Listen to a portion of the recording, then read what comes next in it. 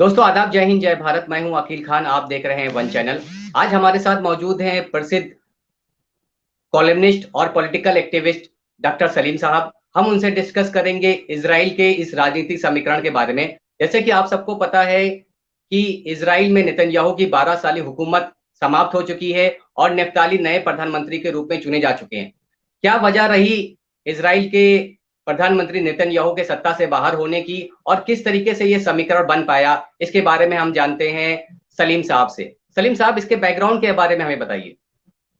देखिए, इसका बैकग्राउंड ये है कि 2 साल पहले ये 12 साल, जैसा कि आपने कहा, 5 साल की एक सरकार और दूसरी 5 साल की सरकार नेतन्याहू ने पूरी की। उसके बाद 2 साल पहले वहां पे इलेक्शन हुआ। तो 2 साल पहले जब इलेक्शन हुआ तो उसमें किसी को मेजॉरिटी नहीं मिली। उससे पहले भी किसी को नहीं मिलती थी और पहले भी नेतन्याहू जो है वो जोड़ जाड़ के हुकूमत बनाते थे। उन्होंने हुकूमत बनाई तो वो सरकार गिर गई। उसके बाद दोबारा इलेक्शन हुआ तो फिर वो सरकार भी गिर गई। और इस तरह से पिछले 2 सालों में इसराइल के अंदर 4 सरकारें, 4 बार इलेक्शन हुआ, यानी 3 सरकारें गिरी। तो इससे आप अंदाजा लगा सकते हैं कि इसराइल में कितना ज्यादा इनस्टेबिलिटी है। यानी जो ये कहा जाता है कि ये दुनिया की सबसे बड़ी डेमोक्रेसी है और डेमोक्रेसी में स्टेबिलिटी होती है, तो इसराइल जो है वो आ, कम से कम अरब दुनिया की सबसे बड़ी स्टेबिलिटी है या मिडिल ईस्ट की सबसे बड़ी डेमोक्रेसी है। तो उसके अंदर स्टेबिलिटी का ये आलम है कि हर 2 साल के अंदर वहां 4 बार इलेक्शन होता है और 3 सरकारें गिरती हैं। और अभी इस सरकार के बारे में भी जो ये सरकार बनी है, ये इसी से बनी। आप जो कह रहे थे कि लेफ्ट राइट एंड सेंटर की मिलकर इसलिए बनी कि अगर ये लेफ्ट राइट और सेंटर बीच में एक साथ नहीं आते तो फिर जो है वो 5वां इलेक्शन होता, यानी चौथी सरकार, चौथी मर्तबा सरकार फॉर्मेशन में नाकामी होती। तो ये थोड़ा सा बैकग्राउंड है इस सरकार से पहले का। हम ये जानना चाहते हैं आपसे कि जैसे कि हमने बोला कि लेफ्ट राइट सेंटर और वहां की एक मुस्लिम जमात ने भी मिल करके इस कॉलिशन को बनाया है, तो किस तरीके का राजनीतिक भविष्य देखते हैं आप इस सरकार का? कितने दिन चल पाएगी ये, क्योंकि अलग अलग मुख्तलिफ ख्यालातों के लोगों को जमा करके इस तरीके की गवर्नमेंट बना दी गई है। इसका क्या राजनीतिक भविष्य होगा? देखिए, राजनीतिक भविष्य, चूंकि आजकल पूरी दुनिया की जो पॉलिटिक्स है वो डेमोक्रेटिक पॉलिटिक्स खास तौर से और दूसरी भी अपॉर्चुनिज्म पे चल रही है। तो अपॉर्चुनिज्म जो है, मौका परस्ती जिसको आप बोलते हैं, तो उसके ऊपर उसकी वजह लिए लोग एक दूसरे से नजदीक आ जाते हैं। और जब तक कि उनका फायदा होता रहता है, उनके मकासद जो जिस मकसद के लिए आते हैं वो हासिल होता रहता है, तब तक वो साथ रहते हैं। और जब उनको लगता है कि हमारा मफाद जिसके लिए हम आए थे वो हासिल नहीं हो रहा है, तो वो एक दूसरे से दूर हो जाते हैं। तो ये सरकार भी जब तक कि जो लोग इस फॉर्मेशन में हैं, खास तौर से जो लोग लीड कर रहे हैं, वो उनका फायदा होता रहेगा तब तक चलेगी।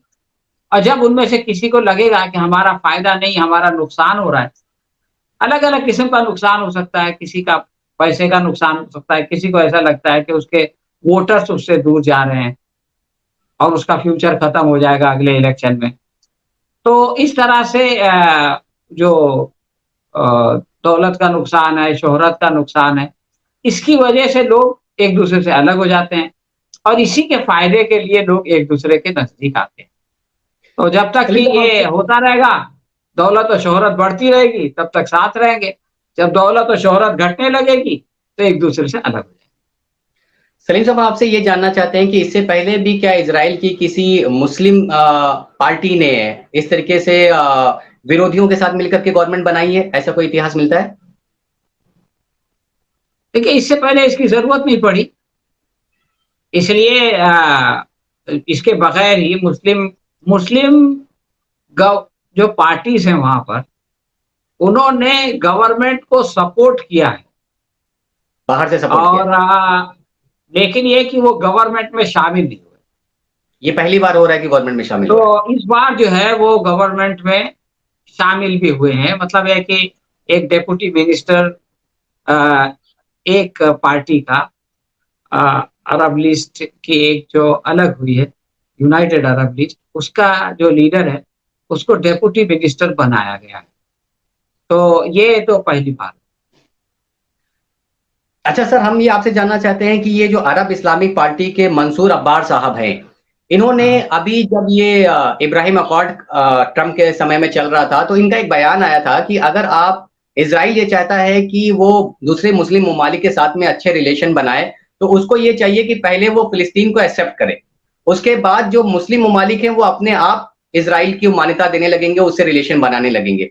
अभी जिस तरीके से ये पॉलिटिकल पार्टी राम जिसको बोलते हैं, ये कॉलिशन में शामिल हो गई है, आपको लगता है कि क्या अब और कुछ मुस्लिम ममालिक नजदीक आएंगे इसराइल के साथ में संबंध बनाने के लिए?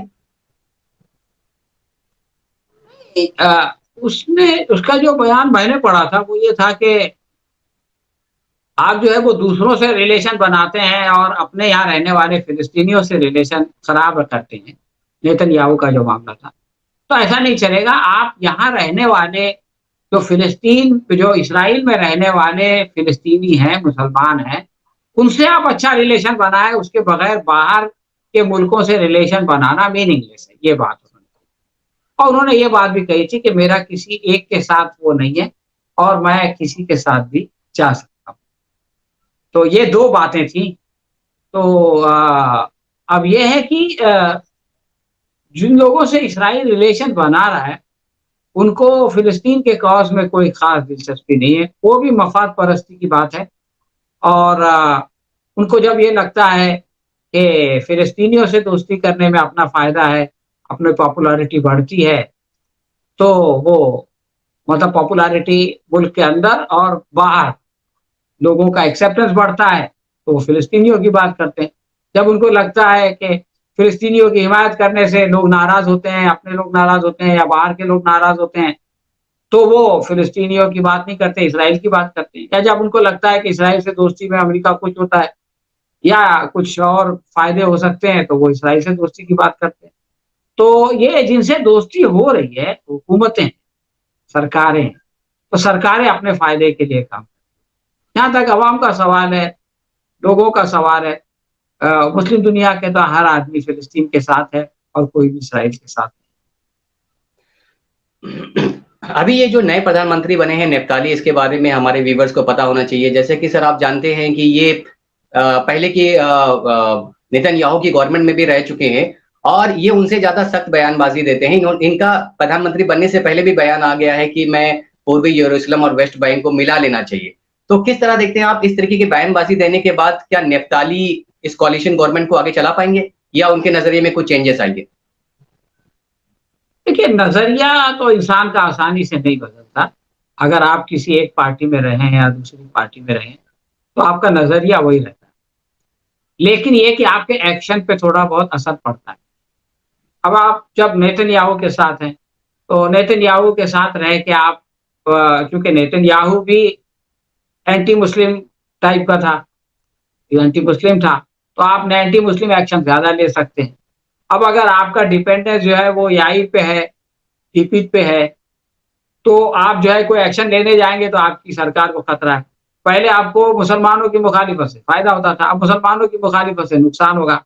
तो अपने नुकसान को बचाने के लिए आदमी अपना बयान थोड़ा नरम कर सकता है, अपना एक्शन बदल सकता है। लेकिन इसका मतलब ये नहीं है कि उसके नज़रियात बदल जाएँ। नज़रियात भी बदलते, लेकिन नज़रियात जो है वो हुकूमत के फ़ॉर्मेशन की वज़ह से नहीं बदलते। नज़रियात आदमी कुछ सोचता है, अपने गौर करता है और उसका कुछ पढ़ता है, तो उसका मन परिवर्तन होता है। मैं ये नहीं कहता कि कोई आदमी जैसा पैदा होता है मरने तक उसी तरह की विचारधारा रखता है। हम देखते हैं कि लोग एकदम से विपरीत विचारधारा भी रखने लगते हैं, मुतज़ाद ख़यालात भी रखते हैं। लेकिन वो इस तरह के सरकारी कोएलिशन इसके साथ चले गए, उसके साथ चले गए, इसमें नहीं होता है चेंज। चेंज होता है जब इंसान खुद गौर करे कि मैं क्या कर रहा हूँ? मैं सही कर रहा हूँ या गलत कर रहा हूँ? तो जब इस तरह से इंसान विचार करता है, तो उसको कभी न कभी ऐसा लगता है कि जो कुछ मैं सोच रहा था, जो कुछ मैं कर रहा था वो गलत है और मुझको अब ऐसा नहीं करना चाहिए। तो हो सकता है कि निफ्ताली भी इस तरह से सोचे और उसके विचार बदले लेकिन हम ये समझते हैं कि वो सरकार में आने से और सरकार के निकल जाने से विचार बदलेगा, तो मैं समझता हूँ ये हमारी सादगी है, और ऐसा नहीं होता। अच्छा, अब नेतन्याहू के भविष्य पे भी बात कर लेते हैं कि इजराइल का ये भविष्य बताता है कि जब तक कि कोई प्रधानमंत्री के पद पे रहता है उसके ऊपर मुकदमा दर्ज नहीं हो पाता है, लेकिन अब क्योंकि वो प्रधानमंत्री के पद से बाहर हो चुके हैं, आपको लगता है कि किस तरीके का राजनीतिक भविष्य होगा अब नेतन्याहू का?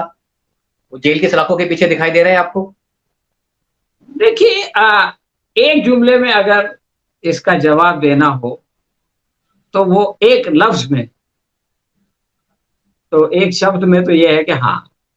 लेकिन आप ये देखें कि यही जो असल ये पूरा जो घमासान चला इसराइल में पिछले 2 साल से जो चल रहा है और पिछले 2 महीने से जो चल रहा है, यानी पहले 1 महीना दिया गया था नेतन्याहू को और उसके बाद 1 महीना दिया गया याइर लिपिड को, और लिपिड ने ये सरकार बनाई। तो इसमें नेतन्याहू ने बड़ी-बड़ी बातें कही। अभी जब उसको लगा कि अपोजिशन की सरकार बन जाएगी तो उसने ये कहा कि हमारी कौम खतरे में है, हमारा मुल्क खतरे में है और हमारी सिक्योरिटी खतरे में है। यानी नेशन की बात की, उसने अपनी कौम की बात की। लेकिन किसी ने उसके ऊपर यकीन नहीं किया कि ये अपनी कौम का हमदर्द है। पार्टियों का मामला ऐसा होता है कि वो कहने को ये कहती है कि हमारे लिए, हमारे यहाँ भी बीजेपी भी ये बात कहती है, कांग्रेस और सभी पार्टियां कहती है कि सबसे ऊपर जो है वो राष्ट्र, नेशन सबसे ऊपर, उसके बाद पार्टी और उसके बाद हमारा इंडिविजुअल आकांक्षा। लेकिन एक्चुअली ये कहने की बात है जो जबान से कही जाती है, एक्चुअली प्रैक्टिस में रिवर्स होता है। सबसे ऊपर इंसान की पर्सनल आकांक्षा होती है, पर्सनल उम्मीदें, आरजूमंदी होती है। उसके बाद वो अपने पार्टी के फायदे के बारे में सोचता है, इसलिए कि उसका जो जाती फायदा है वो पार्टी पे ज्यादा डिपेंडेंट होता है, और आखिर में वो अपने नेशन के बारे में सोचता है या नहीं सोचता है।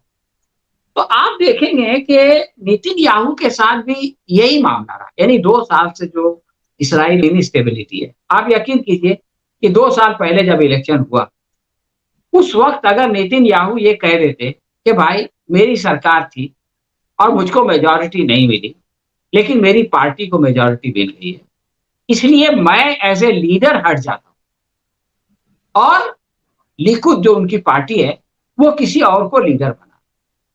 अगर नेतन्याहू ये कहते तो इसराइल में एक स्टेबल गवर्नमेंट बन सकती थी उसी वक्त, और वो हुकूमत किसी और की लीडरशिप में पूरे 5 साल भी कर लेती, इसका पूरा चांस था, जैसे नेतन्याहू ने पूरा किया। लेकिन नेतन्याहू इसके लिए तैयार नहीं, इसलिए तैयार नहीं हुए कि उनके ऊपर करप्शन के चार्जेस, और उनको ये लगता है कि अगर वो प्राइम मिनिस्टर नहीं रहेंगे तो खुद उनकी पार्टी वाले, अपोजिशन ये कहेगा कि इनको जेल में भेजो, कोर्ट जो है वो फैसले करेगा, और उनकी पार्टी वाले भी उनको सपोर्ट नहीं करेंगे। वो सोचेंगे चलो सरकार बचाने के लिए इसको बदी का बकरा बना दो, जाए तो जाए जेल में। हमारे देश का नाम रोशन होता है कि हमारे यहाँ पीएम को भी सजा होती है, कोई नाम वाम रोशन करने की बात नहीं होती है, एक कांटा निकल जाता है। अगर आप लीडर है और आपको जिससे खतरा है वो जेल में चला जाए तो आप तो खुशी होंगे ना, कि नाराज होंगे। तो ये, लेकिन नेतन्याहू किसी तरह अपने आप को सत्ता में रखने के लिए और अपने आप को जेल में जाने से बचाने के लिए ये सारा खेल करते रहे, बार बार इलेक्शन होते रहे, बार बार। आप समझिए कि अगर किसी मुल्क में बार बार इलेक्शन हो तो उसका पूरा जो सिस्टम है ना वो चरमरा जाता है, यानी बाकी जो मिनिस्ट्रीज होती है वो काम नहीं कर पाती। इवन पिछली बार तो बजट के लिए प्रॉब्लम्स खड़े हो गए। लेकिन नेतन्याहू ने हमेशा इस बात की कोशिश की कि चाहे सरकार गिरे, चाहे इनस्टेबिलिटी हो, चाहे बार बार इलेक्शन हो, चाहे कंट्री का डेवलपमेंट उससे हैम्पर हो, चाहे उसकी वजह से दंगा फसाद हो, जो भी हो, लेकिन ये कि मुझको सत्ता में रहना चाहिए और मुझको जेल नहीं जाना चाहिए। मैं आपको एक इससे इसका थोड़ा सा आ, इसको एक एग्जाम्पल दे देता हूँ। अभी देखिए, इस बार जो इलेक्शन हुआ, यानी अभी हुआ ना अप्रैल में रिजल्ट आया, उसमें क्या हुआ कि नेतन्याहू का जो कोएलिशन है, राइटिस्ट कोएलिशन है, उसको कुल मिला के 52 सीट मिली, ठीक है। और जो दूसरा कोएलिशन था, जो लिपिड का कोएलिशन है, उसको 51 सीट मिली। यानी दोनों में 1 सीट का फर्क था। सबसे बड़ी पार्टी लिकुद थी, यानी नेतन्याहू की पार्टी को 30 सीट मिली थी। और जो ये पार्टी है अतीत, यश अतीत की जो पार्टी है, उसको जो है यश अतीत को, पार्टी का नाम है, लिपिड उसके लीडर का नाम है, उसको 17 सीट मिली। यानी कितना बड़ा फर्क था। लिकुद के पास 30 सीट है, उसके पास 17 सीट। लेकिन कोएलिशन के लिहाज से नेतन्याहू के कोएलिशन को 52 सीट, उल्टा मैंने पहले बोला था, और ये जो लिपिड है उसके कोएलिशन को 51 सीट।